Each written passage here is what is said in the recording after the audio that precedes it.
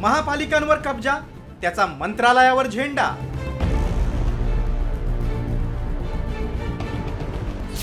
9 महापालिका ठरवणार राज्याचा किंगमेकर।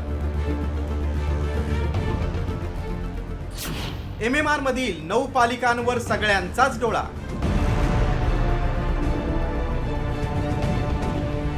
राज्यातील 29 महापालिका निवडणुकांचं बिगुल वाजलंय। 29 पैकी मुंबई महानगर क्षेत्रात येणाऱ्या 9 महापालिकांचं महत्त्व गेल्या काही वर्षात वाढलंय। तेही इतकं की ज्यांचा या महापालिकांवर कब्जा त्यांचा मंत्रालयावर झेंडा। साहजिकच या पालिका ताब्यात घेण्यासाठी आणि सत्तेचा रिमोट आपल्याच हाती ठेवण्यासाठी सर्वच राजकीय पक्षांनी कंबर कसली। काय एवढ्या महत्त्वाच्या या महापालिका ते पाहूया। MMR मधील 9 महापालिकांच्या क्षेत्रात विधानसभेच्या 75 जागा आहेत। 9 महापालिकांमधील आर्थिक आणि राजकीय ताकद सत्ताधाऱ्यांसाठी आव्हानात्मक आहे। MMR मधील महापालिकांचं एकूण बजेट 1,01,000 कोटींचं आहे। आर्थिक आणि राजकीय शक्तिस्थान असल्यानं MMR रिजनमध्ये मुख्यमंत्री ठरवण्याची ताकद आहे। महाराष्ट्राच्या स्थापनेनंतरून गावखेड्यात सहकारच्या माध्यमातून कारखानदारी रुजली। ह्याच सहकार आणि कारखानदारीवर सत्ता केंद्र बनली आणि या सत्ता केंद्रावर काँग्रेस आणि राष्ट्रवादीने वर्चस्व राखलं।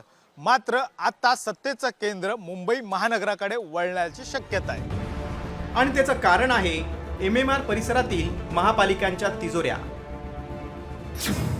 मुंबई महापालिकेचं 74,427 कोटींचं बजेट आहे, तर 81,000 कोटींच्या ठेवी आहे। नवी मुंबई महापालिकेचं 5,709 कोटींचं बजेट, तर 5,500 कोटींच्या ठेवी आहे।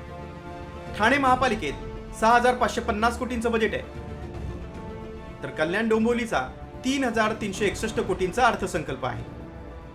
तर मीरा भाईंदर महापालिकेचं 2,694 कोटी, वसई विरार महापालिकेचं 3,926 कोटींचा अर्थसंकल्प आहे। तर उल्हासनगर महापालिकेचं 1,111 कोटींचं बजेट आहे। दुसरीकडे भिवंडी निजामपूर महापालिकेचा 1,097 कोटींचा अर्थसंकल्प आहे, तर पनवेल महापालिकेचं 2,500 कोटींचं बजेट आणि 600 कोटींच्या ठेवी आहे।